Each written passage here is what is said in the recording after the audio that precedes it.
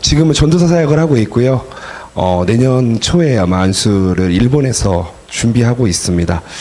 먼저 오늘 본문 말씀을 함께 읽고 시작하겠습니다. 요한일서 4장 17절 18절 말씀입니다. 요한일서 4장 17절 18절 말씀을 함께 읽었으면 좋겠습니다. 요한일서 4장 17에 18 함께 읽습니다. 시작. 이로써 사랑이 우리에게 온전히 이루어진 것은 우리로 심판날에 담대함을 가지려 하게 함이니 주께서 그리하심과 같이 우리도 이 세상에서 그러하니라. 사랑 안에 두려움이 없고 온전한 사랑이 두려움을 내쫓나니 두려움에는 형벌이 있음이라. 두려워하는 자는 사랑 안에서 온전히 이루지 못하느니라. 아멘. 아멘. 오늘 제가 여러분들과 함께 나누고 싶은 말씀은요, 바른 신앙이라는 제목으로, 이 두려움을 해결하라는 제목으로 함께 말씀을 나누었으면 좋겠습니다.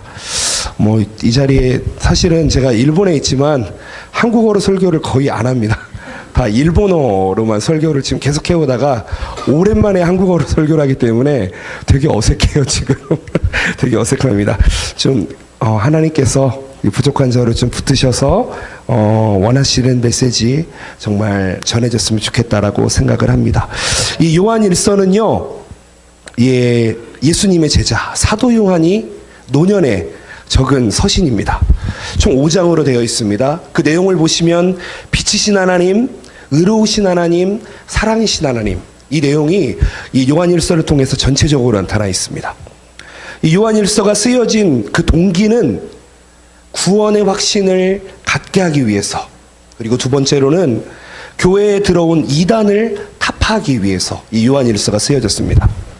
특별히 그 가운데 오늘 이 4장 17절이랑 18절을 보시면은 사랑과 두려움, 이 두 가지를 대조시키면서 말씀하고 있습니다.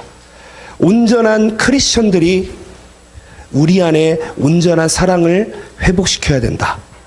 두려움을 이겨내고 두려움을 해결해야 된다라고 지금 말씀하고 있는 것입니다. 사실은 저는 벌써 설교 다 했습니다. 이 내용입니다. 여러분들 아마 하나님 사랑 안에서 살아가고 계실 거고, 그리고 또 지금 살아가고 있는 가운데에도 여러 두려움과 맞닥뜨릴 때 주님의 이름으로 승리하고 살아가고 계신 줄 믿습니다. 아멘. 그런데 제가 이제 일본에 있다 보니까 두려움을 해결 못한 사람들이 너무 많더라고요. 그래서 오늘 어떤 설교를 할까 준비하다가 이 설교를 준비해서 왔습니다. 여러분들은 두려워하지 않으시겠지만 혹시라도 우리 안에 두려움이 있다면 오늘 밤 말씀 가운데 그 두려움이 해결되시는 저와 여러분들 되시기를 예수님의 이름으로 축원합니다. 아멘. 저는 현재 그 닛보리라는 지역에서 그 동경복음교회라는 교회에서 선교사로 또 풀타임 전도사로 지금 사역을 하고 있습니다. 저는 언제나 이 서울 영광교회에서 저를 위해서, 이 부족한 저를 위해서 많은 기도와 헌신으로 섬겨주고 계신 것을 알고 있고 느끼고 있고, 그리고 너무나도 감사하고 있습니다. 벌써 꽤 오랜 시간이 된 것 같아요. 신학교 들어갈 때 우리 박성관 목사님께서 차로 저와 제 짐을 같이 기숙사까지 옮겨주셨습니다. 기억나시는지 모르겠는데 저는 그때 생각을 하면은 벌써 시간이 이렇게 흘렀구나. 신학대학에 들어가고 또 대학원을 졸업하고 또 벌써 이렇게 사역을 하고 있는 모습을 보면서 아마도 제가 이렇게 이 자리에 설 수 있었던 것은 그때부터 지금까지 저를 위해서 중보해 주시는 분들이 많이 있었기 때문이라고 생각하고 이 자리를 빌어서 한 번 더 감사드립니다. 아멘. 저는 최근에 간 게 아니고 2007년도에 일본에 가서 지금 계속 살아가고 있습니다. 약 만으로 10년 반이 지났습니다.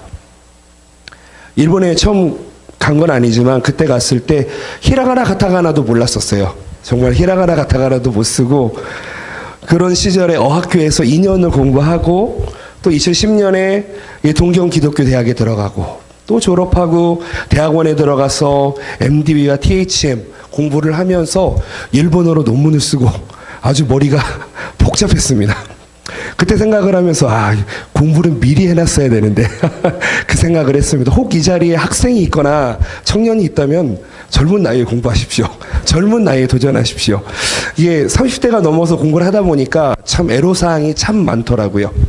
그러면서 2011년에는 결혼도 하고 우리 예루가 벌써 태어나고 르아도 태어나고 하나님의 놀라우신 은혜가 아닐 수 없습니다. 아멘. 사실 저의 일본 생활도 뒤돌아보게 되면은 이 물질적인 두려움이 참 많았습니다. 왜 그러냐면은 사실은 저희 어머니가 2010년도에 그 오버스테이를 하고 있다가 거기에서 잡혀서 나오셨어요. 거기에서 잡혀서 나오셨기 때문에 저희한테는 어머니가 아버지가 계시다가 갑자기 사라져 버리셔가지고 든든한 후원자가 사라지셔서 물질적인 참 훈련을 많이 받았습니다. 그리고 두 번째로는 스트레스를 많이 받다 보니까 건강에 대한 지금 제가 살이 너무 많이 쪘어요. 사실은 지금 이게 너무 많이 먹어서 그런 게 아니고요. 제가 올해 2월 달에 조금 몸에 건강에 문제가 좀 있었습니다.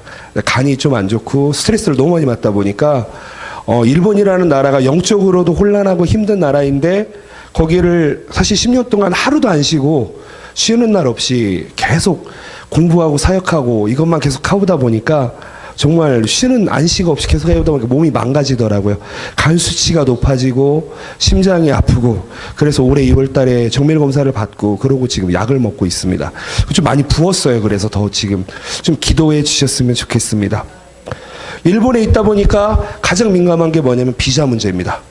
아시죠? 아마 일본에 사셨던 분들은 잘 아실 거예요. 외국에 사셨던 분들은 이 비자 문제가 얼마나 중요한지 아실 겁니다. 비자 문제, 비자가 나오지 않을 것 같은 때 왜 그러냐면 내가 그 비자를 받을 수 없는 조건에 있는데 저는 저희 어머니 아버지가 잡혀 나오고 나서 일본에서 그 입국관리국에서 저한테 전화가 왔어요. 뭐라고 전화가 왔냐면은 너희 어머니 아버지가 일본에서 오버스테이를 했지? 물어보시더라고. 예, 그렇습니다. 너는 왜 엄마 아빠가 오버스테이를 하는데 국가에 신고하지 않았어? 경찰에 신고하지 않았어? 라고 얘기를 하는 거예요, 저한테. 근데 생각해보면은 그분 입장에서는 그 말이 맞아요. 여기서 죄를 짓고, 어떻게 보면 죄를 짓고 있는데 그거를 왜 신고하지 않았어? 자식인데 어떻게 신고를 해요? 그렇죠? 그러다 보니까는 너는 신고하지 않았기 때문에 괘씸죄가 걸렸어. 비자 안 줄 거야. 그래서 한번 떨어졌어요. 비자 서류를 또 이만큼 준비해가지고 가가지고 또 냈어요. 너 지난번에 왔던 그 사람이네? 안 줘요. 한 3번은 넣었습니다. 그리고 비자가 겨우 나왔어요. 학교를 다니고 있기 때문에. 그래서 비자를 받을 때마다 저는 언제나 두근두근하고 지나가는 경찰차만 봐도 두근두근합니다. 혹시 우리 어머니 아버지가 빨리 여길 피하셔야 되는데 그 당시 때요. 그런 두려움이 있었습니다. 삶에 대한 두려움도 있었고 미래에 대한 두려움도 있었고 인간적으로 어떻게 할 수 없는 이 일본이라는 나라는 큰 지진이 와요. 그리고 쓰나미가 옵니다. 그리고 쉬쉬하고 있지만 방사능 문제가 있어요. 방사능 먹고 살고 있습니다. 맛있더라고요. 지금이야 지난 이야기지만 하나의 추억으로 이야기할 수 있지만 사실 저는 지금도 모두 다 이야기할 수 없는 그런 두려움과 싸우면서 지금도 지내고 있습니다. 사실 이 말씀을 준비하면서 난 아직도 믿음이 부족하구나 라고 생각하면서 이 두려움을 예수님의 이름으로 이겨내고 바른 믿음으로 해결하고 그런 제가 되고 싶어서 사실은 그걸 가지고 이 말씀을 나누고 싶다고 생각해서 준비하게 되었습니다. 이렇게 부족한 제가 여러분들과 함께 말씀을 나눌 수 있는 것 이것은 하나님의 은혜입니다. 하나님께 그것을 조명해 주실 것이고 여러분들에게 은혜 주실 줄 믿습니다. 아멘. 이 설교를 준비하면서 여러 책을 읽습니다. 주석을 읽습니다. 또한 성경 프로그램을 찾아보면서 흥미로운 것을 발견했습니다. 성경 프로그램에다가 두려움 딱 적으니까 두려워하지 말라는 단어가 365회가 딱 나오더라고요.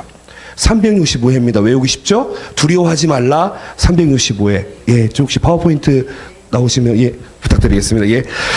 두려워하지 말라가 365회가 나오는데 성경에 나와 있는 이 두려워하지 말라는 말씀이 1년 365일과 같습니다. 즉 365일 동안 매일매일 두려워하지 않으시는 여러분 되시기를 부탁드리겠습니다. 저는 한번 생각해 봤습니다. 두려워하지 말라는 메시지 우리가 매일매일 살아가면서 아마 각자의 두려움이 있을 거예요. 학생은 학생의 두려움이 있을 거고 어떤 사람은 대학 지나가는 두려움이 있을 거고 어떤 사람은 취업 어떤 사람은 건강, 물질, 여러 가지 있을 것입니다. 여러분, 그러나 하나님께서는 지금 이 순간 말씀하십니다. 이 말씀은 하나님의 약속이고 명령이고 하나님의 이 은혜인데 두려워하지 말라고 지금 말씀하고 계십니다. 믿어지십니까? 아멘이십니까? 저는 특별히 오늘 저의 생각과 저의 경험을 나누기보다는 성경 말씀에서 이야기하는 구절들을 함께 찾아서 함께 읽으면서 영의 양식을 꼭꼭 씹어서 우리가 먹었으면 좋겠습니다. 왜냐하면 우리는 하나님 말씀만으로 충분하기 때문입니다. 왜 이 자리에 오셨습니까? 금요 철야 예배, 저희 교회도요, 한 2년 전에, 3년 전에 아주 큰 일이 있었습니다. 목사님과 장로님과 싸우셔가지고 교회가 반토막이 났어요. 그리고 뉴스앤조이라는 신문에도 크게 나왔습니다. 아주 내용을 구체적으로 나왔습니다. 다 말씀드릴 수 없지만 그러면서 제일 먼저 뭐가 없어졌냐면은 금요 철야 예배가 없어졌습니다. 금요 철야 예배는 저한테는 생명과 같은 예배였는데, 생수를 얻는 예배였는데, 은혜를 받는 예배였는데, 교회가 흔들리고 나니까 제일 처음 없어지는 게 은혜의 예배의 자리가 없어지더라고요. 그 목사님은 참 특이한 목사님이세요. 설교를 하기 싫으니까 예배를 없애시더라고요. 그래서 금요 철야 예배를 그럼 목사님 저한테 맡겨주십시오. 저한테 맡겨주십시오. 찬양도 하고 설교도 하고 기도인도 하고 다 할 테니까 맡겨주십시오. 안 맡겨주세요. 7개월 동안 철야 예배가 없었습니다. 저는 갈급했습니다. 아마 저를 아시는 분은 아시겠지만 소리도 엄청 크고 찬양도 뭐 엄청 크게 부릅니다. 그리고 주여를 얼마나 크게 하는지 쩌렁쩌렁하게 합니다. 그런 혼자서 가족과 함께 우리 와이프와 함께 기도하고 있는 중에 예배가 생겼어요. 철야 예배가 생겼습니다. 근데 저 혼자 앞에 서서 예배하고 인도를 하고 있더라고요. 앞에 아무도 없었어요. 그러면서 시작된 예배가 지금은 30명, 40명 모이고 있습니다. 하나님의 은혜입니다. 아멘이십니까? 성령 하나님께서 오늘 이 예배를 사용하시고 또 우리에게 지혜를 주시고 믿음을 주시고 하나님의 그 말씀 그 자체로 여러분들의 마음을 만져주실 줄 믿습니다. 저는 지금 겸손한 마음으로 기도하는 마음으로 서 있습니다. 하나님의 말씀을 겸손하게 받으시기를 부탁드리겠습니다. 한 심리학자가 현대인을 괴롭히는 두려움에 대해서 7가지로 정리했습니다.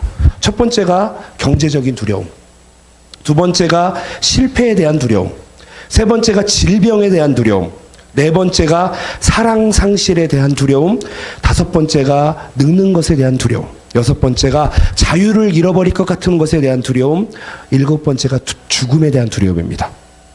사실 이거를 한마디로 정리하자면은 두려움은 본질적으로 미래에 대한 두려움입니다. 현재가 아니고 미래에 대한 두려움입니다. 이 미래에 대한 두려움이 때론 우리들에게도, 믿는 우리들에게도 생에 대한 활기와 열정을 까먹게 합니다. 하나님의 은혜를 얼마나 많이 주셨는데 그 은혜를 까먹게 합니다. 우리를 불행과 무기력하다라고 생각하게 만듭니다. 또 미래에 대한 두려움은요, 인간의 삶에 치명적인 영향을 미칩니다. 그리고 때로는 저처럼 이렇게 간이 안 좋아질 정도로 스트레스를 받을 때도 있어요. 심리적으로 오해를 만들고 판단착오를 만들고 또한 노력하고자 하는 열정을 없어지게 만듭니다. 그런데 우리가 깨달아야 할 더 큰 심각한 것은 이 두려움이 영적인 문제를 만들기 때문입니다. 이 시대를 일컬어서 스트레스에 만연된 시대라고 이야기합니다. 즉 우리는 두려움 가운데 살고 있다라고 하는 것입니다. 그렇다면 우리는 이 세상의 두려움 가운데 살고 있는데 두려움과 같이 살 것인가? 두려움을 이겨내고 해결하고 살 것인가? 그것을 오늘 주님께서는 여러분들께 묻고 있는 것입니다. 여러분 어떻게 사시겠습니까? 두려움 속에서 사시겠습니까? 두려움을 이겨내고 두려움을 지배하고 사시겠습니까? 오늘 본문을 통해서 함께 말씀을 나눠보겠습니다. 두려움을 해결하기 위한 첫 번째는 우리는 우리가 가진 두려움 문제 주님께 내려놓아야 됩니다. 너무 당연하죠? 전도사니까 너무 당연한 얘기를 하고 있어요. 두려움을 주님 앞에 내려놔라. 주님 앞에 내려놓음으로써 두려움이 해결될 수 있다. 자유함을 받을 수 있다라고 하는 것입니다. 베드로전서 5장 7절입니다. 5장 7절입니다. 함께 있습니다. 시작. 너희 염려를 다 주께 맡겨라. 이는 저가 저희를 권고하심이니라. 아멘. 우리의 주인은 하나님이십니다. 아멘이십니까? 그렇기 때문에 우리의 문제 역시 하나님의 것입니다. 그렇기 때문에 우리는 하나님께 맡기면 됩니다. 이사야서 43장 1절에 이렇게 나와 있습니다. 함께 있습니다. 시작.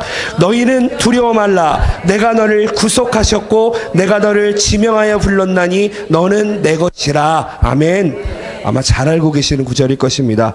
여기에서 구속이라는 단어는 대가를 주고 샀다라는 겁니다. 여러분들은 벌써 다 팔린 사람들이에요. 아멘이십니까? 여러분들은 예수님 피값으로 벌써 사버렸어요. 그렇기 때문에 여러분들은 두려워할 필요가 없어요, 사실은. 근데 내가 누구 것인지 모르기 때문에 두려워한다라고 하는 것입니다. 한번 생각해 보세요. 여기 있는 분들은 다 은혜 받으신 분들이기 때문에 두려워하지 않을 거라고 믿습니다. 근데 일본에 보니까 나이가 60 먹고 70 먹어도 두려워하시는 분들이 한둘이 아니시더라고요. 그 두려움 때문에 거짓말을 하고, 그 두려움 때문에 오해를 만들고, 그 두려움 때문에 팔을 만들고 자기 그룹을 만들고 살아갑니다. 약하니까. 너 내 말이 맞지? 그래, 너 우리 편. 너 내 말이 맞지? 저기 편. 저는 어느 편에도 안 섰습니다. 하나님 편에 가만히 서 있으니까 이쪽에서는 저를 이쪽 편이라고 생각을 하고 이쪽에서는 저를 이쪽 편이라고 생각을 해요. 핍박을 합니다. 핍박을 합니다. 제가 구체적으로 다 말씀은 못 드리겠지만 정말 집에 갈 때마다 차 안에서 울면서 갔습니다. 엉엉 울면서 집에 들어갔습니다. 여러분, 우리는 하나님께서 예수 그리스도의 그의 십자가의 피로 우리를 사신 것을 여러분 믿으시기를 부탁드리겠습니다. 그러므로 우리는 하나님의 것입니다. 하나님의 것이 된 자에게는 두려움이 없습니다. 왜냐하면 하나님이 책임지시기 때문입니다. 그래서 로마서 10장 13절에 이렇게 나와 있습니다. 함께 있습니다. 누구든지 주의 이름을 부르는 자는 구원을 얻으리라. 아멘. 우리의 주인이 하나님이시기 때문에 우리가 하나님을 주님이라고 불렀을 때 하나님께서 우리를 책임져 주신다는 믿음을 가지고 살아가시기를 부탁드립니다. 하나님의 사람은 특별한 존재입니다. 아멘이십니까? 또 말라기 3장 17절에 이렇게 나와 있습니다. 함께 있습니다. 만군의 여호와가 이르노라. 내가 나의 정한 날에 그들로 나의 특별한 소유를 삼을 것이요 또 사람이 자기를 섬기는 아들을 아낌없이 내가 그들을 아끼리라. 아멘. 이어서 말씀하십니다. 읽어봅니다. 내가 물 가운데로 시작. 내가 물 가운데로 지날 때에 내가 함께할 것이라. 강을 건널 때에 물이 너를 침몰지 못할 것이며 내가 불 가운데 행할 때에 타지도 아니할 것이요 불꽃이 너를 사르지도 못하리라. 아멘. 좀 격려가 되십니까? 저는 이 말씀 읽으면은 소름이 돋을 정도로 격려가 됩니다. 왜냐하면 저는 외롭기 때문입니다.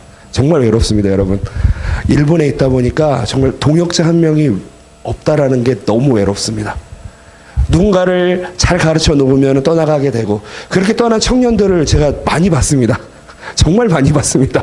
많이 가르치고 정말 많이 세워놓으면은 그 자리에 오래 있는 사람이 많지 않더라고요.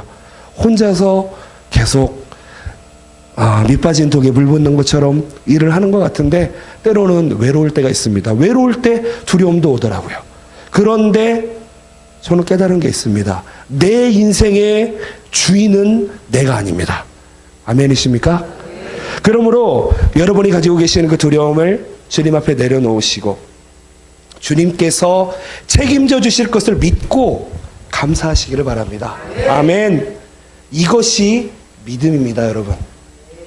두려움을 내려놓는 게 믿음이에요, 여러분. 아멘이십니까? 이것이 바른 신앙생활이에요. 이것이 바른 믿음인 것입니다. 주님께서 저에게 한 번 더 말씀하십니다. 함께 읽습니다.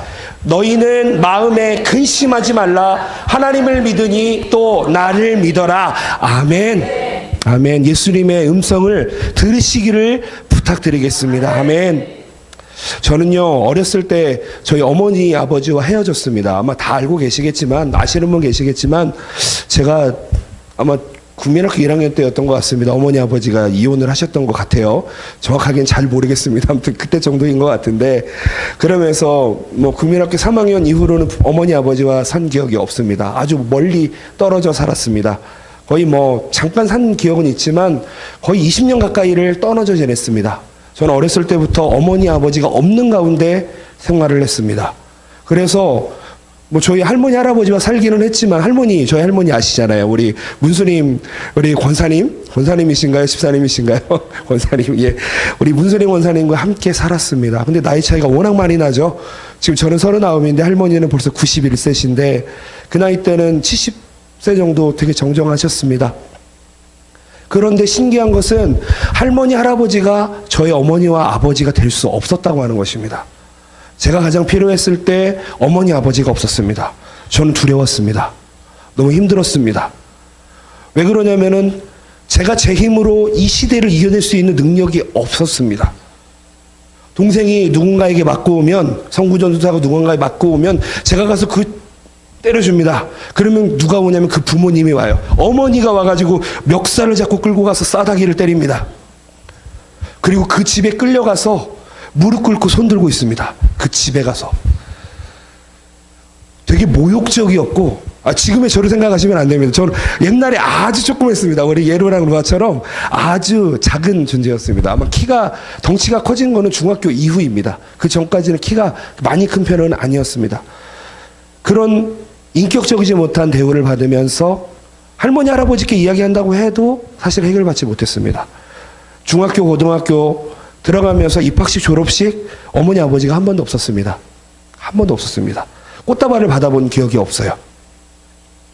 제가 일본에서 어학교 졸업할 때 처음으로 우리 어머니 아버지가 졸업식에 꽃다발을 주셨습니다. 같이. 그때가 30살 29살 그때쯤 처음 어머니와 아버지와 함께 졸업식에 그런 적이 있었습니다.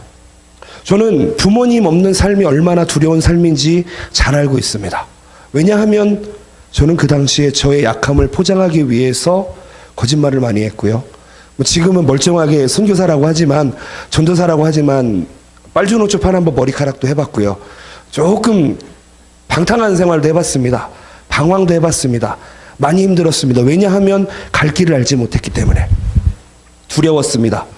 사실 일본에 가서도 일본어 잠깐 배우고 한국에 돌아오려고 했습니다. 일본에서 원래 살 마음이 없었습니다. 왜냐하면 제가 그렇게 깨끗하고 그런 사람이 아니었기 때문입니다. 하지만 일본에 갔는데 일본에서 하나님께서 다시 한번 채워주시고 불러주시고 일본에서 지금까지 저를 이끌어 주셨습니다. 다 이야기할 수 없지만 두려움과 싸워서 저는 이 자리에 있는 것입니다. 여러분들 가운데에도 분명히 여러 가지 두려움, 두려움이라고 할 수 없는 어떤 생각들, 어려운 생각들, 부정적인 생각들 있을 줄 믿습니다. 하지만 우리는 주님의 것이기에 주님 앞에 내려놓으시면 해결받는 줄 믿습니다. 아멘이십니까? 아멘이십니까? 저희 교회에 이런 분들이 계시더라고요. 나는 예수님을 믿으니까 나는 이제 마음대로 살아도 돼. 구원받았어. 나는 천국이야. 라고 얘기하시는 분들이 몇 분 계세요. 아주 이 자부심이 아주 근자감이라고 하던가요? 근자감이 조금 뛰어나시더라고요. 그래서 제가 얘기해주고 싶은 게 있었는데 얘기를 못했어요. 여기서 해드릴게요. 여러분, 우리는 구원 받았습니까, 여러분? 받으셨나요, 여러분? 아멘이십니까? 왜 갑자기 구원 받으셨냐고 물어봤는데 예수님 믿으시나요? 아멘이십니까? 여러분, 정확하게 말씀드립니다. 여러분, 구원을 이루어 가십시오. 우리의 구원의 완성은 지금이 아닙니다. 우리의 구원의 완성은 하나님과 함께 천국에 들어갈 때, 그때가 구원의 완성인 것이지, 우리는 구원 받겠지만 이 미완의 상태에서 구원을 이루면서 사셔야 됩니다. 그 중에 하나가 무엇인지 아십니까? 구원받는 사람은 두려움을 하나님께 던지는 것. 그런 사람이 구원을 이루어 나가는 사람이다 라고 하는 것입니다. 내일부터, 당장 지금부터 그런 믿음을 가지고 구원을 이루어 나가시는 여러분들 되시기를 예수님의 이름으로 축복합니다. 아멘. 자, 두 번째로는요, 우리는 두려움을 성령 충만 받음으로 해결받아야 됩니다. 아멘이십니까? 아멘이십니다. 너무 당연하죠? 너무 당연한 얘기 하니까 아마 이상하실 겁니다. 당연합니다. 디모데후서 1장 7절을 함께 읽습니다. 시작. 하나님이 우리에게 주신 것은 두려워하는 마음이 아니요 오직 능력과 사랑과 근신하는 마음이라 라고 하셨어요. 아멘. 아멘. 성령이 임하시면 죄도 두려움도 다 씻어내 주신다고 성경이 말씀하십니다. 아멘이십니까? 두려움 대신에 능력과 사랑과 근신의 마음을 주신답니다. 성령 받으면 두려움이 없어집니다. 아멘이십니까? 구약 성경에요, 다윗이라는 소년도 등장하고 왕도 등장하고, 그렇죠? 사자와 곰 앞에서도 두려워하지 않고 싸웠던 다윗, 블레셋의 거인 장수 골리앗 앞에서도 당당하게 맞서 싸운 다윗, 두려워하지 않았습니다. 왜요? 성령이 충만했기 때문에. 빌립보서 4장 6절 7절을 함께 읽습니다. 시작. 아무것도 염려하지 말고 오직 모든 일에 기도와 간구로 너희 구할 것을 감사함으로 하나님께 아뢰라. 그리하면 모든 지각에 뛰어난 하나님의 평강이 그리스도 예수 안에서 너희 마음과 생각을 지키시리라. 아멘. 아멘. 아멘. 오늘 이렇게 설교를 하고 들었는데도 나중에 보세요. 두려워하시는 분 꼭 계십니다. 근데 꼭 깨달으십시오. 두려움은 해결받아야 됩니다. 성령 충만함으로. 아멘이십니까? 이스라엘 백성은요, 참 강팍한 백성이에요. 하나님의 특별한 은혜를 받고 사랑을 받았습니다. 그리고 출애굽을 통해서 광야를 통과해서 가나안 땅에 섭니다. 근데 노예 근생을 버리지 못했습니다. 여러분, 노예, 이 종의 특징을 한마디로 이야기하자면 두려움이라고 이야기할 수 있을 것입니다. 왜 그런지 알아요? 죽을까봐, 맞을까봐, 빼앗길까봐, 못 먹을까봐 두려워합니다. 그게 노예 근성입니다. 종의 근성입니다. 배고픔, 음식을 빼앗길까봐 땅을 보고 다니고 동전을 찾고 빈병을 찾아다닙니다. 누구 얘기를 하냐면요, 제 얘기를 하고 있는 거예요 지금. 제가 국민학교 3학년 때 그렇게 살았어요. 먹을 게 없었기 때문에 너무 안타깝지만 쓰레기통도 많이 뒤졌었고요. 아마 여러분 지금 멀쩡한 저를 보시기 때문에 이해하지 못하실 겁니다. 국민학교 3학년 때 동생이 국민학교 1학년이었는데 겨울인데 너무 추워가지고 반팔티를 입고 이렇게 붙어서 다녔어요. 이러고 다녔어요. 저희가 어디 살았냐면 신답이라는 곳에 살았습니다. 청량리 옆에 신답. 그 당시 때 판자촌이었습니다. 그 자리가 판자촌이었어요. 너무 못 사는 동네였어요. 잘 사는 동네가 아니에요. 길을 지나다니다가 병을 보면은 득템, 이거 팔면은 젤리, 뻥튀기 바꿔 먹을 수 있었거든요. 10원, 20원. 지금은 모르겠어요. 그렇게 바꿔주는지. 근데 빈병을 찾아다니고 지나가다가 100원짜리 하나를 보면은 너무 행복했습니다. 저는 그때 아마 그런 마음을 가지고 있었던 것 같아요. 바닥만 보고, 어떻게 보면은 죽을까봐, 두려워서, 배고플까봐. 그러나 저는 지금 그 두려움과 배고픔을 이제는 겪고 있지 않습니다. 아멘이십니까? 오히려 더 이렇게 돼버렸어요. 왜냐하면 제 안에 성령 하나님께서 충만하게 임재하고 있으시기 때문입니다. 아멘이십니까? 이스라엘 백성들은요, 참으로 강팍해요. 아모리 족속과 아낙 자손을 두려워합니다. 그 결과 승리의 목전에 서 있었던 그 가나안 땅 앞에서, 그 가데스 바네아에서 가나안 땅에 들어가지 못하고 38년을 또 광야 생활을 합니다. 근데 이스라엘 백성만 그럴 거라고 생각하시면 큰일 납니다, 여러분. 우리도 그럴 가능성이 너무 농후해요. 이스라엘 백성들이 하나님의 은혜를 못 받습니까? 홍해를 건너고, 또 이집트에 그 재앙을 내리시고, 또 그 만나와 메추라기를 보면서 매일매일 하나님의 은혜를 받았음에도 불구하고 그들은 바른 믿음을 가지지 못했습니다. 두려워합니다. 아낙 자손이 두렵습니다. 재밌는 이야기 하나 들려드리겠습니다. 타조가 있잖아요. 타조. 아시나요? 타조가 있는데요. 타조는 뒤에서 어떤 이 짐승이 자기를 잡아먹으려고 쫓아오면은 사자가 뒤에서 쫓아올 때 시속 70km로 달린답니다. 70km로. 도망을 치다가 모래 속에 얼굴을 확 묻는데요. 그리고 사자는 없겠지라고 생각을 합니다.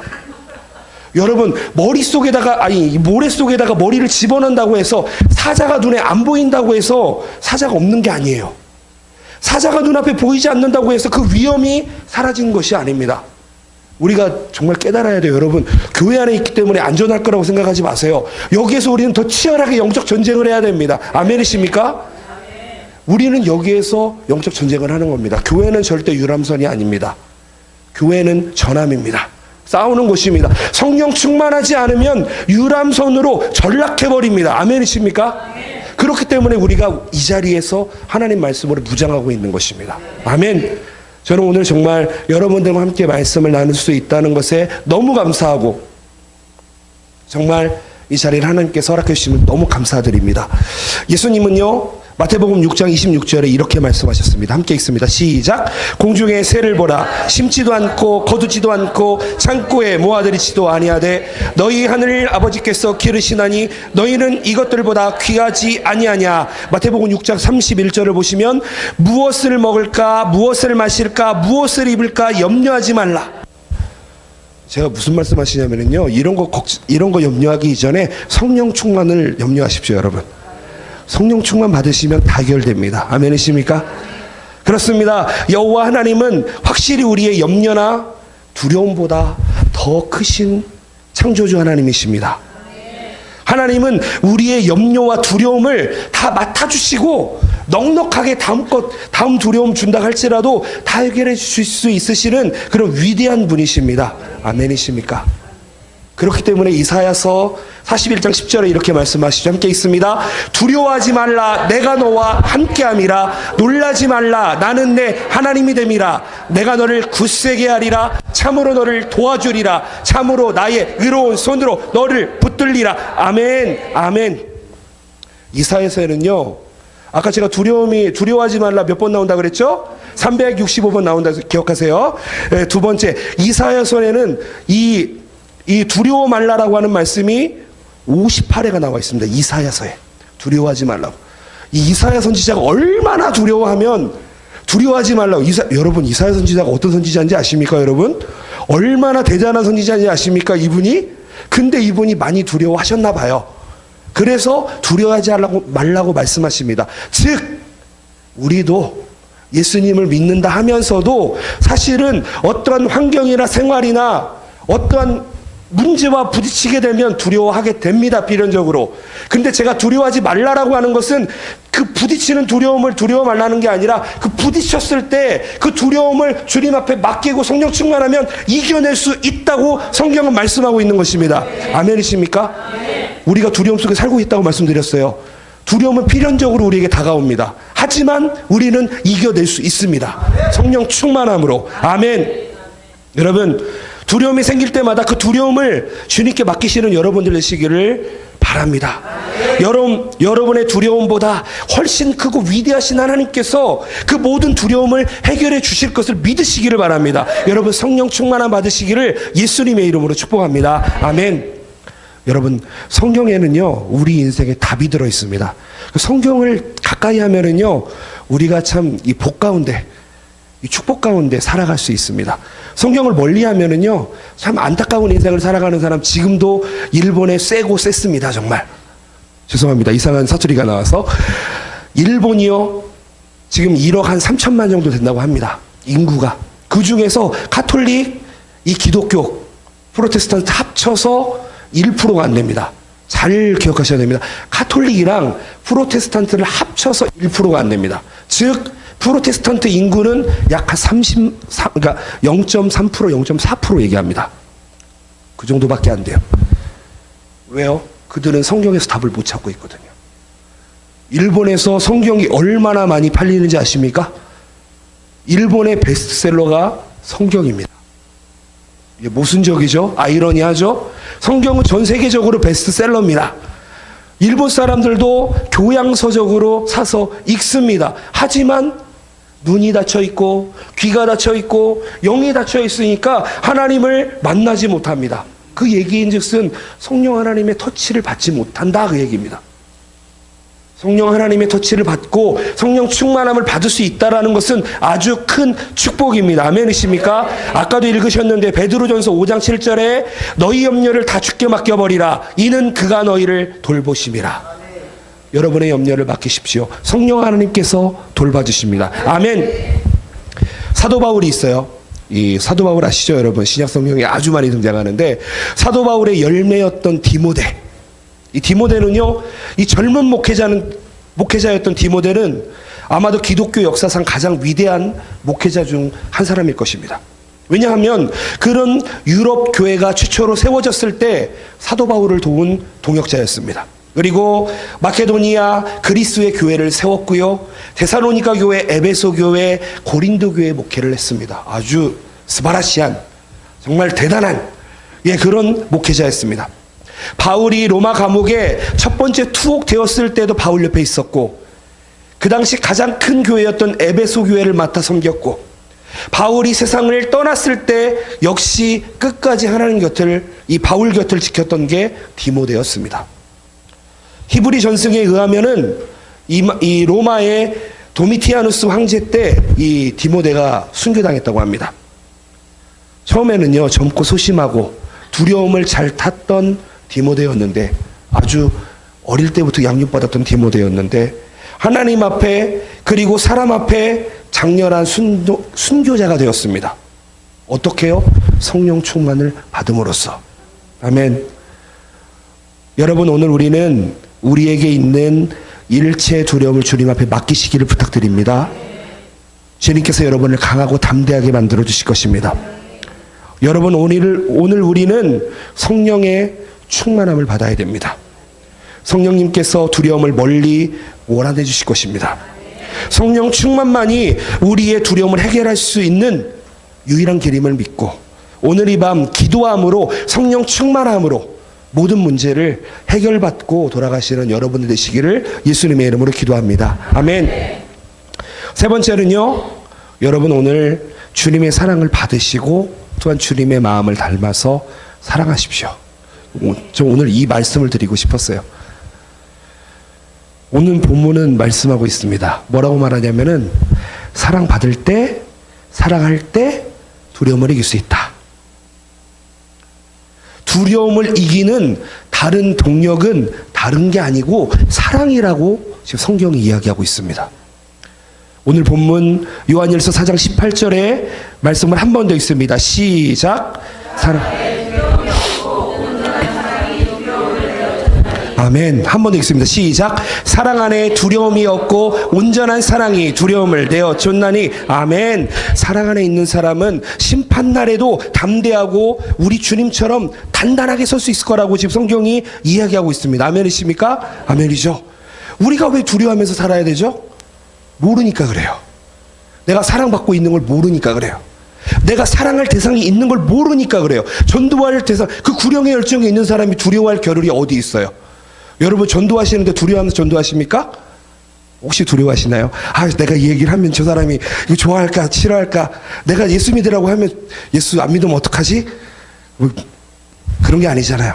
여러분, 우리가 두려워하지 않을 이유가 있는 것은 우리가 하나님의 참사랑 안에 거하기 때문입니다. 아멘이십니까? 두려워하는 사람의 특징이 무엇이냐 아십니까? 그것은 하나님의 참사랑을 모릅니다. 모르기 때문입니다. 두려워하는 사람의 특징입니다. 여러분, 혹시 내가 두려운 마음이 생기거든, 아, 내가 하나님을 사랑하고 있는지 한번 잘 돌아보시기를 바랍니다. 여러분 생각해 보세요. 사랑하는 남녀가 밤이 두려워서 데이트를 못한다, 이런 얘기 혹시 들어보셨나요? 안 들어보셨죠? 저도 밤에 만나서 데이트한 적이 있습니다. 어렸을 때 화장실이 바깥에 있었는데요, 이 화장실이 무서워서 못 가던 사람도요, 혹시 사랑하는 사람이 거기 기다리고 있으면 갈 겁니다, 아마. 때로는 어떤 뉴스를 보게 되면 기차에 몸을 던져서 자신의 아이를 구한 어머니 뉴스 같은 걸 가끔 보게 되는데요, 그것은 그 어머니에게 두려움이 없기 때문에 그렇습니다. 그 사랑으로 가득 차 있으니까 두려워하지 않고 몸을 내던질 수 있다라고 하는 것입니다. 여러분, 한번 묻겠습니다. 하나님의 사랑 받고 계십니까? 아멘이십니까? 하나님을 사랑하시는 분 계십니까? 아멘. 하나님을 사랑하시면서 뭐가 두려우세요, 여러분? 하나님 사랑받고 있는데 뭐가 두려우세요? 아마 두려우실 거예요. 저도 많이 두려웠었으니까요. 잘 몰랐을 때에는. 저도 청년 때 저기 뒤에 있는 우리 재현이 제가 청년 때 제일 처음 본 초등학교 졸업하고 그 정도 된 것 같아요. 그때 제 모습을 보면 제가 든든히 서 있었을 거라고 생각할지 모르겠는데 저는 그때 엄청 두려웠었어요. 그 당시 때 보면은요, 저는 여자친구도 없었고요. 그 당시 때 보면은 저는 내가 다음에 뭘 하고 살아야 되지? 플랜도 없었어요. 아, 두려웠어요. 정말 두려웠어요. 하나님이 나를 어떻게 사용하실까 두려웠습니다. 돈 문제, 관계 문제, 건강 문제, 진로 문제, 결혼 문제, 취업 문제, 혹은 그때는 많이 두려웠었습니다. 교회에서 열심히 그 두려움을 잊어보려고 교회에서 열심히 했지만 많이 두려웠었습니다. 잘 몰랐었어요. 그런데 지금은 알고 있습니다. 하나님이 나를 사랑하시고 내가 하나님을 사랑하고 있다는 걸. 아멘이십니까? 하나님 사랑하시는 분, 하나님 사랑받고 계시는 분 두려워할 필요 전혀 없습니다. 아멘이십니까? 아멘이십니까? 아멘. 왜냐하면 하나님의 사랑은 죽음보다 더 강하기 때문입니다. 그렇기 때문에 하나님의 사랑 안에는 두려움이 없습니다. 온전한 사랑은 두려움을 내어 쫓는다고 본문은 이야기합니다. 두려움은 온전한 사랑이 없기 때문에 생기는 것입니다. 두려움은 온전한 사랑을 알지 못하기 때문에 생기는 것입니다.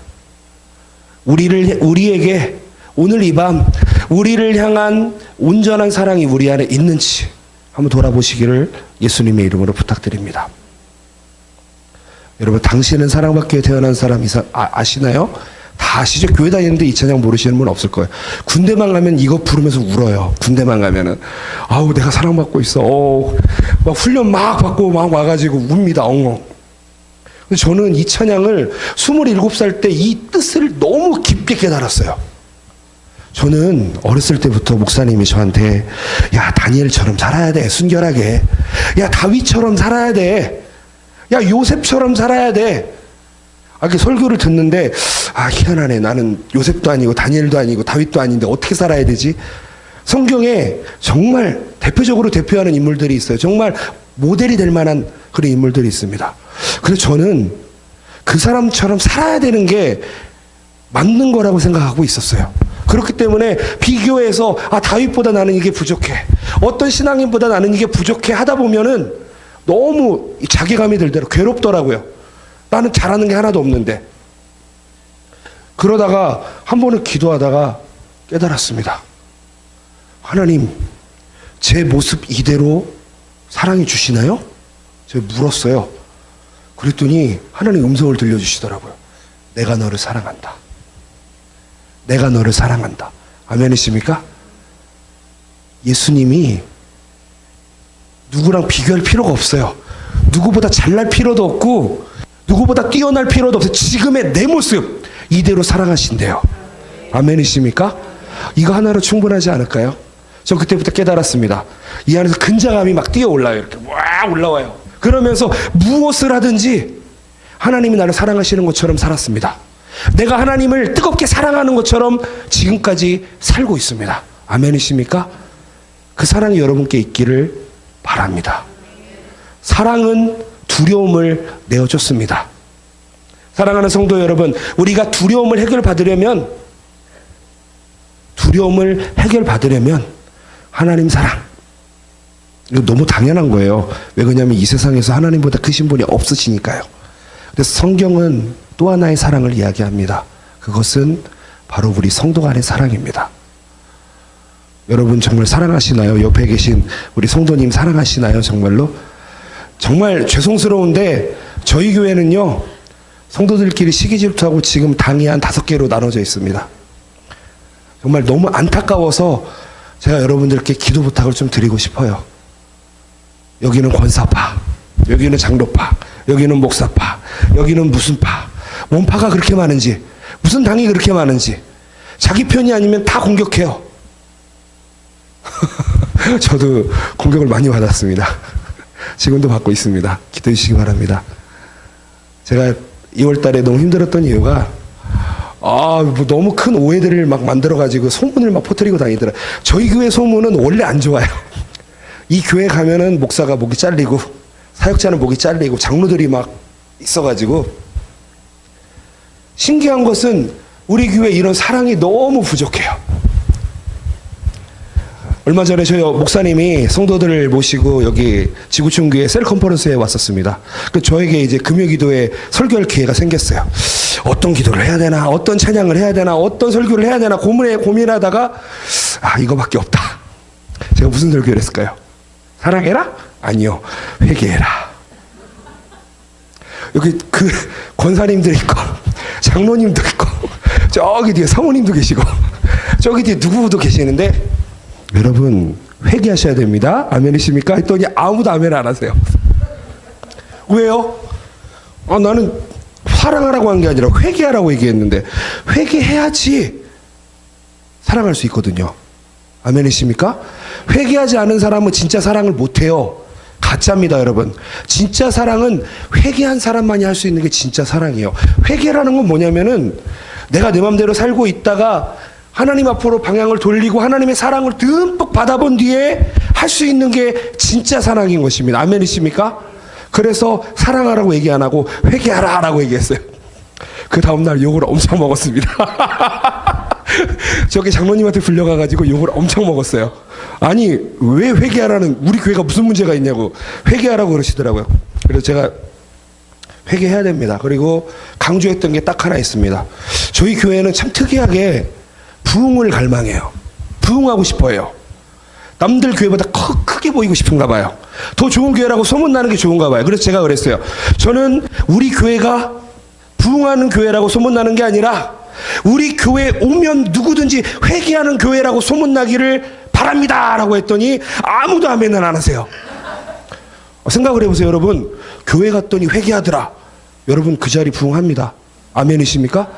회개하는데 부흥이 안 하면 그거 이상한 거예요. 여러분 마음을 돌이키십시오. 이 교회에 왔을 때 부흥을 생각하지 마시고 마음을 돌이키는 한 영혼 한 영혼이 생기시기를 기도하시기를 바랍니다. 회개하는 곳에 주님이 기름 부어주십니다. 아멘이십니까? 여러분 앞뒤 옆 사람들과 인사하시겠습니다. 주님의 이름으로 사랑하고 주님의 이름으로 축복합니다. 인사하시겠습니다. 주님의 이름으로 사랑하고 주님의 이름으로 축복합니다. 진짜 마음으로 하세요. 마음으로.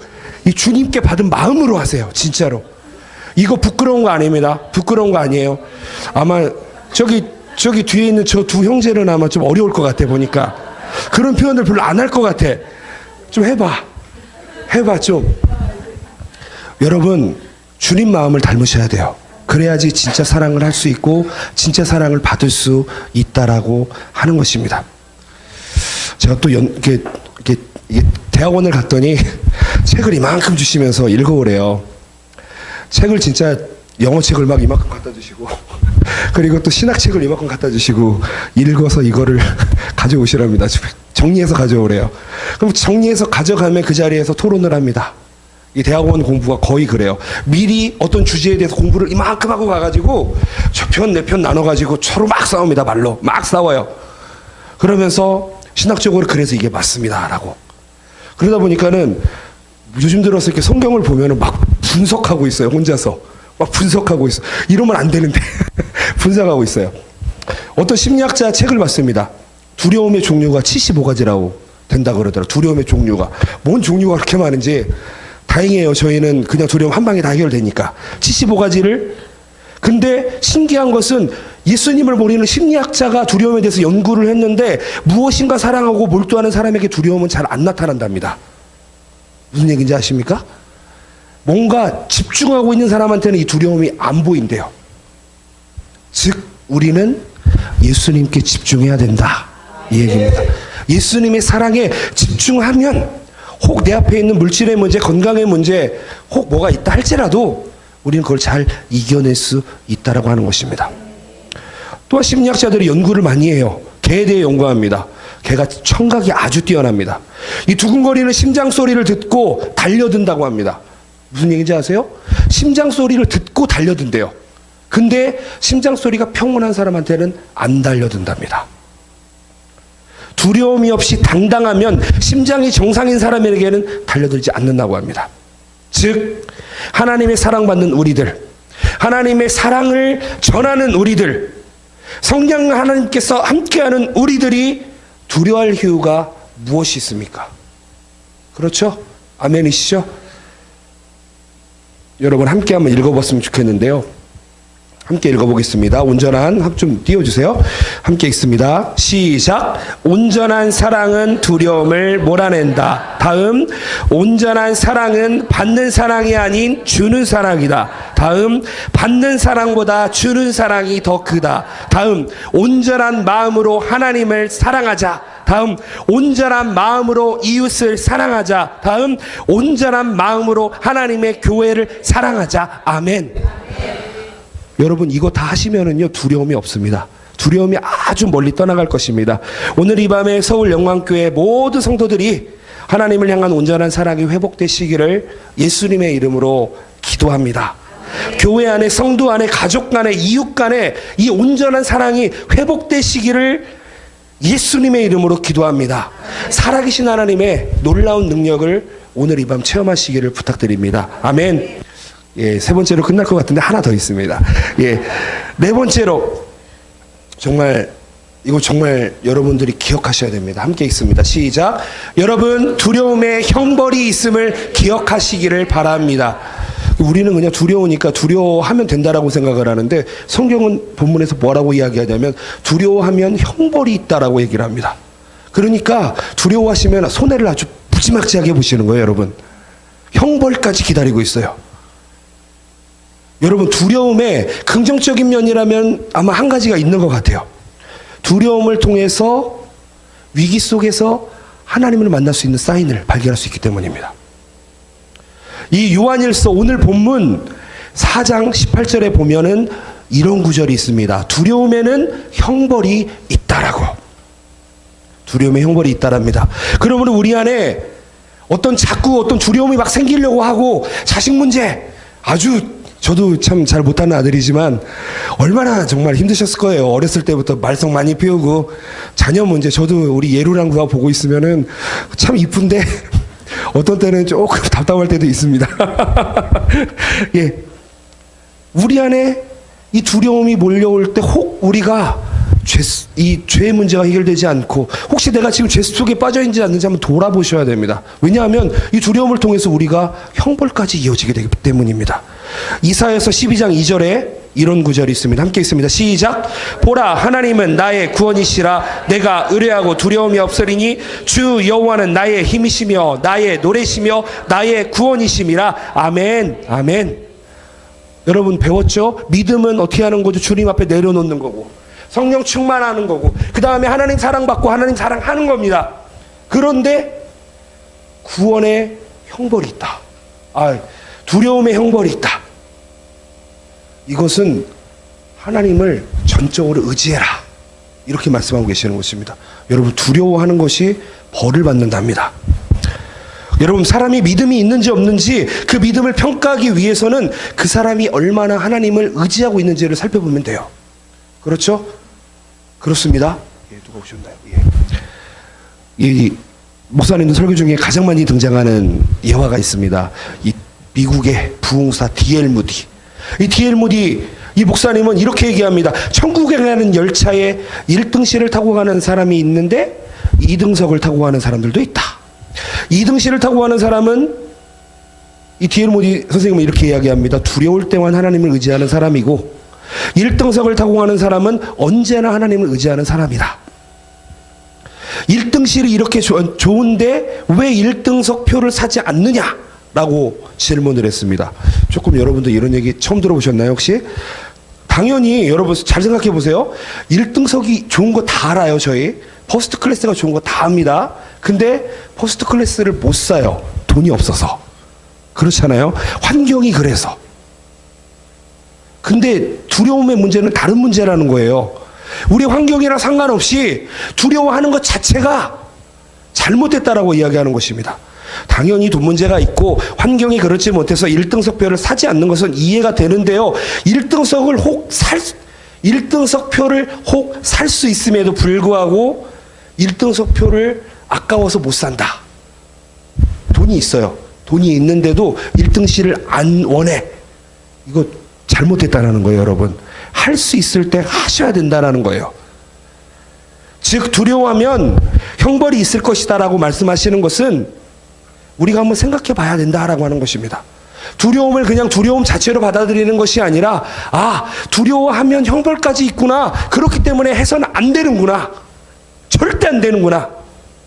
하나님만 의지해야 되는구나. 하나님만 사랑해야 되는구나. 이게 우리의 마음가짐이어야 된다라고 하는 것입니다. 하나님을 의지할 때 하나님은 기뻐하십니다. 그런데 하나님을 의지하지 않으면 하나님 기뻐하지 않으십니다. 사람은요, 하나님을 의지하지 않으면 다른 것들을 의지하게 되어 있습니다. 그거를 어떤 사람은 사람에게 종교성이 있다라고도 얘기합니다. 사람은 무언가를 의지하려고 하는 특징이 있다라고 이야기합니다. 그런데 여러분, 사람을 의지하시면 안 됩니다. 아멘이십니까? 어떤 사람이 나를 도와주겠지라고 기대도 하지 마십시오. 여러분들을 도와주실 분은 하늘아버지, 창조주 하나님 한 분뿐이심을 믿으시기를 바랍니다. 세상을 두려워하지 않으시고 하나님만 의지하시기를 바랍니다. 세상을 기대하는 것이 아니라, 사람을 기대하는 것이 아니라, 사람에게 뭘 바라는 것이 아니라 하나님만 의지한다면 하나님께서는 그 사람을 통해서 역사하실 것입니다. 저는 그 역사가 이 영광교회에 가득 나타나기를 기도합니다. 하나님을 의지하는 사람에게는 두려움이 없습니다. 절대로 순서를 바꾸지 마십시오. 하나님을 의지하면 두려움은 그냥 사라지는 것입니다. 좀 더 성경 구절을 몇 군데 찾아봤는데 시편 146편 3절 4절에 이런 구절이 있습니다. 함께 읽습니다. 시작. 방백들을 의지하지 말며 도울 힘이 없는 인생도 의지하지 말지니 그 호흡이 끊어지면 흙으로 돌아가서 당일에 그 도모가 소멸하리로다. 아멘. 여러분, 우리가 돈을 의지하지 않아야 되는 거 알고 계시죠? 사람들은 돈을 의지합니다. 사람들은 권력을 의지하고요. 얼마 전에 선거도 했고 투표도 했고 했는데 잘 됐으면 좋겠습니다. 하나님이 다스리셨으면 좋겠습니다. 하나님을 두려워하는 정치인들이 나왔으면 좋겠습니다. 하나님이 강권적으로 이 대한민국을 붙들어서 하나님이 나라 삼아주셨으면 좋겠습니다. 우리가 그러기 위해서 이 자리에 있는 줄 믿습니다. 여러분, 우리가 혹은 돈을 의지하는 모습이 있지 않나, 다른 것을 의지하는 모습이 있지 않나, 혹시 우리 가운데 돈이면 된다라고 생각하는 분들이 있진 않나, 돈 없어서 못한다고 생각하는 분들이 있진 않나. 여러분, 하나님 나라는요, 돈으로 안 됩니다. 하나님 나라는 돈이 없어도 하나님 나라는 됩니다. 아멘이십니까? 여러분 걱정하실 필요 없어요. 개척교회 섬기고 계시니까 가장 어려운 게 아마 이런 부분이실 거라고 생각을 하는데, 저희 교회도 똑같습니다. 어떤 분들은 1억도 하시더라고요, 헌금을. 그래서 저분은 어떤 분이신가 봤더니 그래도 신앙이 있으신 분이에요. 근데 어떤 분들은 100원짜리 하나 하면서 100엔짜리, 여기 또 1000원이네요. 1000원을 하면서도 무슨 그렇게 말이 많으신지. 정말로, 아니 진짜 잘 사시는데, 집이 막 20채 30채 가지고 계시는데 그렇게 헌금을 하시더라고요.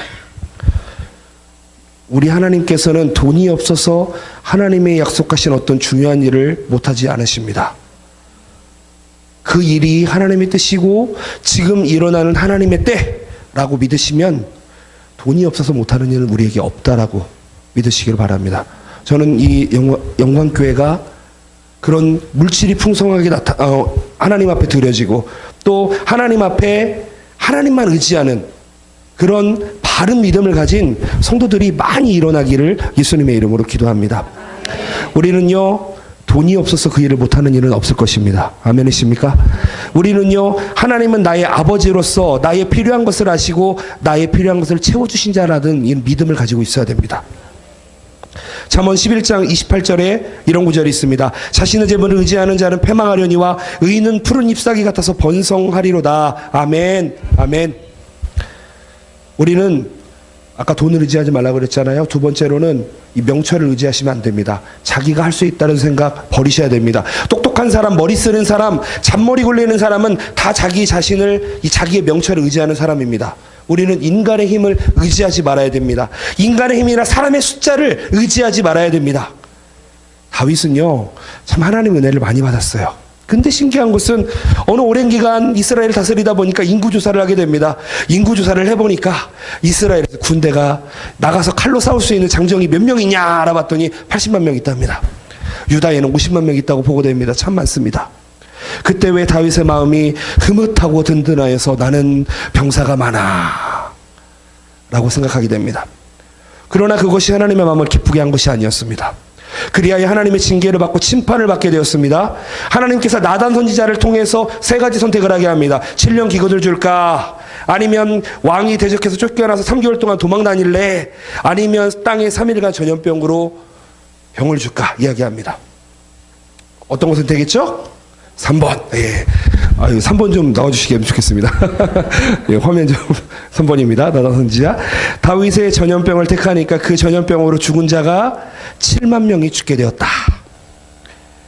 다윗이 하나님을 의지한 대신 인간의 힘과 숫자 의지를 이거를 의지함으로 인해서 자기의 장점을 의지함으로 인해서 망해버렸습니다.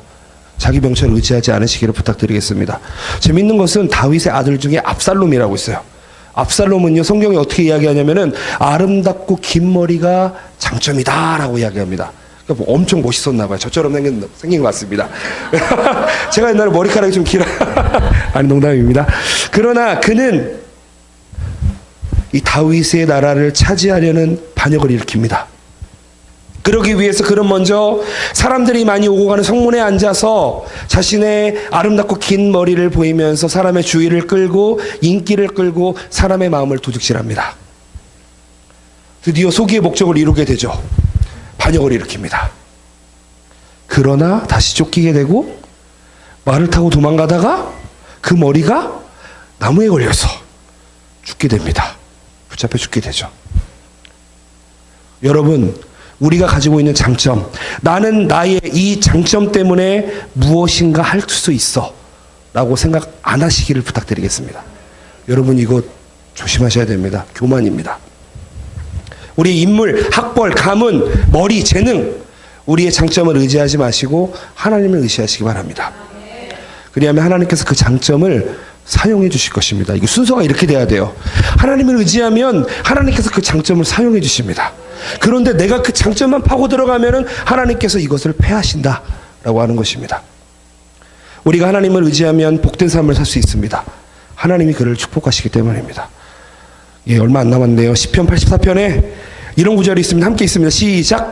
만군의 여호와여 주께 의지하는 자는 복이 있나이다. 자, 다음 잠언 16장 20절에는 삼가 말씀에 주의 하는 자는 좋아하는 것나니 여호와를 의지하는 자가 복이 있나이다. 잠언 28장 25절에는 마음이 탐하는 자는 다툼을 일으키나 여호와를 의지하는 자는 풍족하게 될 것이다.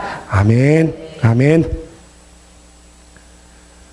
아까부터 다윗 하고 있는데 다윗은요 참 멋있는 사람입니다. 아주 작은 덩치에도 소년에도 불구하고 골리앗과의 싸움에서 여호와를 의지했습니다. 고백합니다. 너는 칼과 창과 단창으로 오거니와 나는 만군의 여호와의 이름 곧 내가 모욕하는 이스라엘 군대 하나님의 이름으로 너에게 간다. 아멘. 하나님을 의지하는 자는 하나님께서 지켜주십니다. 하나님을 의지하는 자는 두려워하지 않는 사람입니다. 아멘. 아멘. 잠언 3장 26절 한번 같이 읽습니다. 시작. 대저 여호와는 너의 의지할 자식이라 내 발을 지켜 걸리지 않게 하시리라. 아멘. 또 잠언 29장 25절 읽습니다. 시작. 사람을 두려워하면 올무에 걸리게 되거니와 여호와를 의지하는 자는 안전하리라. 아멘. 아멘. 말씀을 좀 정리했으면 좋겠습니다. 여러분, 하나님을 온전히 의지하면 하나님께서 여러분의 오고 가는 길을 보호하여 주신다고 성경에서 확실하게 말씀하셨습니다. 아멘. 여러분의 학업이나 삶을 맡기십시오. 여러분의 가정과 여러분의 가정 안에 모든 일어나는 것들 주님께 맡기십시오. 어려움 가운데 두려워하지 않고 하나님을 의지하는 그런 분들에게 하나님께서 함께 하시고 지켜주십니다. 우리의 몸도 건강도 하나님의 보호를 받아야 됩니다. 아멘.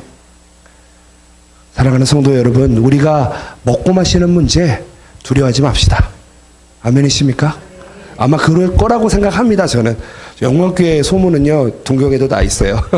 제가 페이스북을 요즘 보는데 아유 그냥 멋지더라고요. 아주 광고가 막 영상으로 딱 나오고 소리도 나오고 너무 좋더라고요. 그래서 또 목사님께서 설교하시는 모습도 들어가서 보게 되고, 저는 영광교회가 하나님만 의지하고 이 세상의 두려움을 물리치는 그런 정말 멋있는 주의 군사가 될 것을 믿습니다. 아멘. 우리의 앞날, 비전, 미래 하나님께 의지합시다. 하나님께서 책임져 주십니다. 그리고 좋은 길로 인도해 주실 것입니다. 우리의 모든 문제, 가정 문제, 자녀 문제, 저도 요즘 고민이 많아요. 이 둘 지금 초등학교 내년에 들어가야 되는데 조금 아마 아시는지 모르겠는데 지금 저희 아이들이 북한 학교에 다니고 있어요. 조선학교에 다니고 있습니다. 저희 교회 바로 건너편에 조선학교가 있어요. 그래서 보내자, 우리 전도하자 보내려고 그랬더니 집에서 우리 오정명 원사님이 반대를 하세요. 왜 북한 학교에 애들을 보내냐, 안 된다. 우리 교회에 있는 권사님 장로님들이 야 저기 가면 큰일 나, 정신교육 받고 북한 사람 된다. 진짜요. 거기 하는 거 살벌합니다. 하는 거 운동하는 거 진짜 살벌해요. 그런데 저희 아내와 저는 저희 아이를 잉태시키기 전부터 아이들이 북한을 품었으면 좋겠다는 마음으로 이름을 지었어요. 사실 예루라는 이름이요, 이 예레미야의 눈물이라는 뜻이에요. 예루라는 뜻이 뭐 다 알고 계시겠지만 이 예레미야가 예루살렘을 위해서 눈물로 기도한 선지자입니다. 그래서 눈물의 선지자라고도 불립니다. 근데 이게 평양이요 동방의 예루살렘이라는 별명이 있어요. 아시나요 여러분? 우리가 믿고 있는 신학이 북한에서 왔어요. 여러분 아시죠? 그쪽에서 온 거예요. 그 물줄기가 이렇게 온 거예요. 그래서 동방의 예루살렘 그곳에 가서 눈물의 선지자가 되어라 라고 해서 예레미야의 눈물에서 예루라고 지었어요.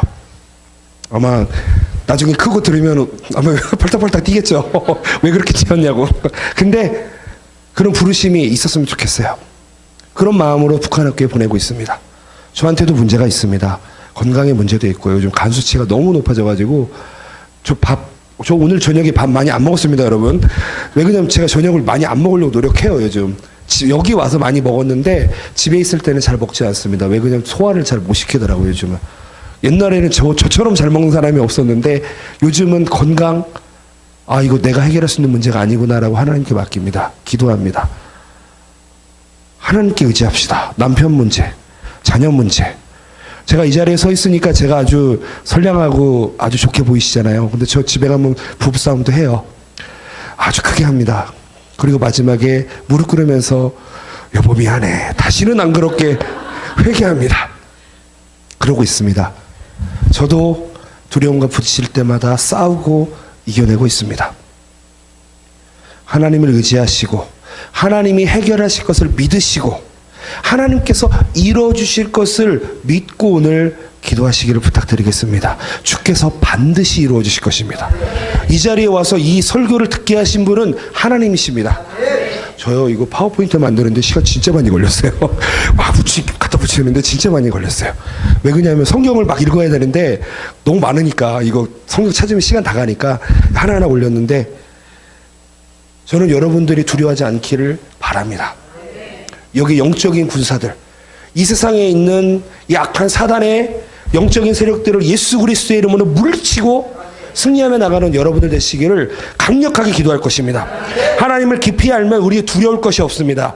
하나님 말고는 우리는 두려워할 뿐이 없습니다. 여러분 성경에는 또 나와 있어요. 신기하게 세상은 두려워하지 말라고 하는데 하나님을 두려워하라고 얘기하세요. 우리의 두려움의 대상은 세상이 아니고 문제가 아니고 그런 것들이 아니에요. 학교 문제, 진학 문제, 취업 문제 아무것도 아닙니다. 하나님을 두려워할 수 있느냐 없느냐가 우리의 인생의 좋은 길과 나쁜 길을 선택하게 될 것입니다. 하나님을 두려워하시기를 예수님의 이름으로 부탁드립니다. 우리 모두 하나님을 우리의 인생의 주인으로 삼고 늘 기도함으로 늘 회개함으로 우리의 죄를 예수 그리스도의 십자가로 해결받고 우리의 두려움을 주님 앞에 내어놓고 또 우리가 성령 하나님께 충만함을 받아서 서로 사랑하고 사랑받고 그리고 또 영육 간에 강건하여져서 조금도 두려움 앞에 정말 1초도 망설임 없이 두려움을 예수 그리스도로 물리치고 승리하시는 여러분들 되시기를 예수님의 이름으로 축원합니다. 아멘. 아멘. 함께 기도하시겠습니다.